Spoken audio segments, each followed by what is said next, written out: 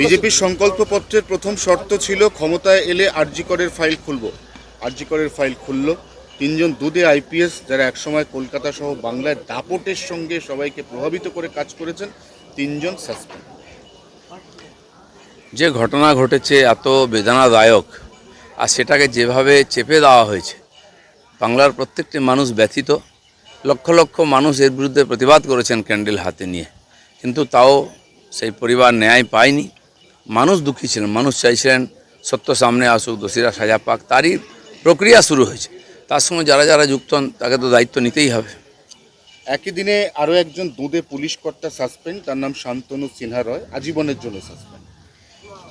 এসব লোকগুলোকে খুব চেনে। একজন ওসি আইসি থানার এত পপুলার হয়ে গেছে, নিজের ডিপার্টমেন্ট তো বটেই, বাংলায়ও সারা দেশের লোক নাম শুনে গেছে। কী এমন রহস্য আছে? প্রত্যেকটি মানুষ এদের কীর্তি জানে যে না, এরা যদি ডিপার্টমেন্টে থাকেন সেই রোগ আবার সব জায়গায় ছড়িয়ে পড়বে। তদন্ত হবে আইনিগত দিক দিয়ে, যা ব্যবস্থা সেটা কোর্ট নেবে।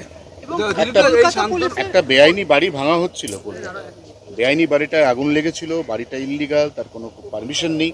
সেই বাড়িটা যখন ভাঙার কাজ শুরু হচ্ছে তখনই হঠাৎ করে কোর্ট থেকে স্টে অর্ডার আনা হলো। শতরূপ ঘোষ সেখানে গিয়ে বীর দর্পে ঘোষণা করলেন, আমি বাংলায় বুলডোজার আটকে দিলাম। এটা কি ধরনের অ্যাটিটিউড? না, এনারা সব এরা এসআইআর আটকানোর চেষ্টা করেছেন, অনেক কিছু আটকাবার চেষ্টা করেছেন। এদের কালচারটাই চাই। 50 বছরে এরা আটকেছেন বাংলাকে, সামনে নিয়ে যেতে পারেননি। ওনারা মনে করছেন যে কোর্টে গিয়ে করে দিয়ে 2-4টা ভোট পাবেন, সেদিন চলে গেছে। মানুষ আর পেছনে তাকাবে না, কিন্তু এর জন্য ফল ভোগ করতে হবে। তৃণমূলের fact finding team post pole violence যেখানে যেখানে হয়েছে, আজ 3 ভাগে ভাগ হয়ে তৃণমূল কংগ্রেসের নেতা নেত্রীরা তারা বিভিন্ন জায়গায় যাবে। এই ফ্যাক্ট ফাইন্ডিং টিম যদি 21 সালের ইলেকশনের পরে শুরু হতো, তাহলে ওদের এত বদনাম হতো না, এত মানুষকে ঘর ছাড়া হতে হতো না, কোটি কোটি টাকা সম্পত্তি বা প্রাণহানি হতো না। তার প্রায়শ্চিত্ত করতে হয়েছে আজকে। তাদের নেতা বিধানসভায় দাঁড়িয়ে বলছেন শত শত লোক ঘর ছাড়া। আমরা জানি না কে ঘর ছাড়া, কটা পুলিশের রিপোর্ট হয়েছে। 21 সালের পরে আমরা 12,500 কেস করেছিলাম, সিবিআই ইনকোয়ারিও চলছে। তো ওনারা কটা কেস করেছেন আমি জানি না। তো তখনও মিথ্যা বলেছেন, এখনও মিথ্যা বলছেন। আমাদের মাননীয় মুখ্যমন্ত্রী বলছেন যে কজন লোক ঘর ছাড়া হয়েছে তার লিস্ট নিয়ে আসুন আমার কাছে, আমরা সসম্মানে ফিরিয়ে দেবো। কিন্তু 21 সালের পরের যে হিংসার কেস যেন তার নামে না থাকে, তাহলে তাকে জেলে যেতে হবে। বেশিরভাগ তো দাগি আসামি, ক্রিমিনাল, আসবে কোন মুখে? আর কেউ বাঁচবে না, কেউ জেলের বাইরে থাকবে না। স্বপ্না বর্মনের বাড়ি নাকি কালকে রাত্রিবেলায় জ্বালিয়ে দেওয়া হয়েছে। তিনি ভিডিও পোস্ট করেছেন, কিন্তু বাড়ি জ্বলে যাওয়ার কোনো ভিডিও তার পোস্টে দেখা যায়নি। গলত, মানে অসৎ সঙ্গে এই অবস্থা হয়। সম্মানীয় একজন অ্যাথলিট, তাকে সম্মানের সঙ্গে থাকা উচিত, তাকে রাজনীতির মধ্যে পড়া উচিত নয়। কমপক্ষে এই ধরনের যারা খুব নিম্নমানের লোক, যাদের সঙ্গে ওনার মেশা মানায় না, উনি সম্মানের সঙ্গে দেশের জন্য লড়াই করুন, আমরা সঙ্গে আছি। চিংড়িহাটের মেট্রোর কাজ শুরু হয়েছে, আমরা কথা দিয়েছিলাম, করে দেখিয়ে দিচ্ছি। 1 সপ্তাহ হয়নি সরকারের বয়স। ভগবান শ্রীকৃষ্ণ যেমন 6 দিনের মধ্যে পুতনা বধ করেছিলেন, তো পুতনা, হিড়িম্বা যত আছে, বকাসুর, মঘাসুর, অঘাসুর সব বধ হবে।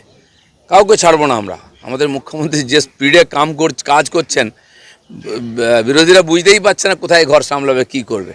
বাংলার মানুষ খুব খুশি, আশীর্বাদ করছেন। আর আমরা পুরোপুরি আমাদের মাননীয় মুখ্যমন্ত্রীর সঙ্গে আছি। তিনি যেভাবে এগোচ্ছেন, বাংলা তাকে পুরো আশীর্বাদ দিয়েছে।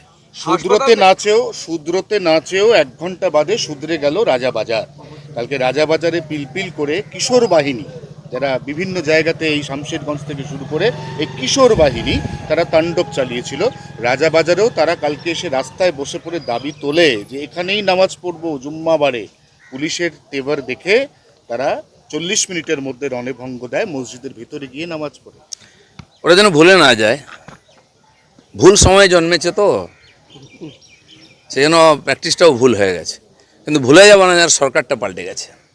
যে যত বড় হোক হনু, কাউকে ছাড়া হবে না। তো খোদা মেহরবান, তো গাধা পাহলবান, অনেক গাধা পাহলবান হয়েছিল, সব গাধাকে ঢোকানো হবে। এখন বুঝিয়ে দেওয়া হয়েছে একটা গাধা, তার বেশি নয়। সে নেতা হোক আর অভিনেতা হোক, সে অনুগামী হোক, প্রতিগামী হোক, যেই হোক, ভুলে যায় যেন না বিজেপির ইতিহাস সারা ভারতবর্ষে আছে। পিঠের চামড়া গুটিয়ে না, হাতে দিতে হবে। অভিষেক বন্দ্যোপাধ্যায়ের বিরুদ্ধে এফআইআর হবেই তো। এত বড় দুর্নীতি ঘোটালা, যেটা সাধারণ মানুষ বলতো, আপনারা বলতেন, তার তথ্য জোগাড় করছি আমরা। যেমন যেমন আসবে সবার নামে কেস হবে, সবাইকে প্যারেড করাবো। সবে তো প্রাক্তন মুখ্যমন্ত্রী কোর্ট প্রায় কী বলে প্যারেড শুরু করেছেন। তিনি যে কালো কোট পরেছেন সেটা পরার অধিকার আছে কিনা তারও প্রশ্ন আছে, প্রশ্ন উঠেছে। সেই জন্য বাকি জীবনটা কোর্টে আপনাদের প্যারেড করেই কাটাতে হবে, কারণ পাপের প্রায়শ্চিত্ত করতেই হবে।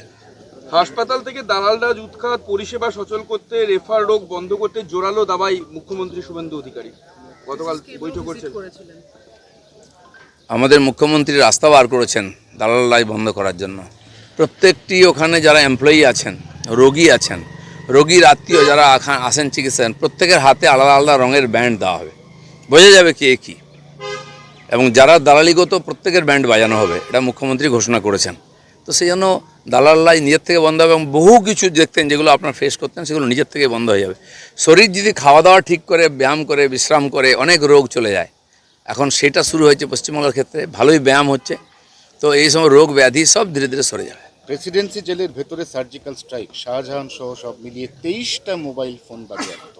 সবে শুরু হয়েছে, যেখানে যেখানে ঘুণ ধরেছে সেখানে সেখানে আমরা ওষুধ স্প্রে করব। অনেক ঘটনা আপনাদের দেখতে হবে এখন। চলুন।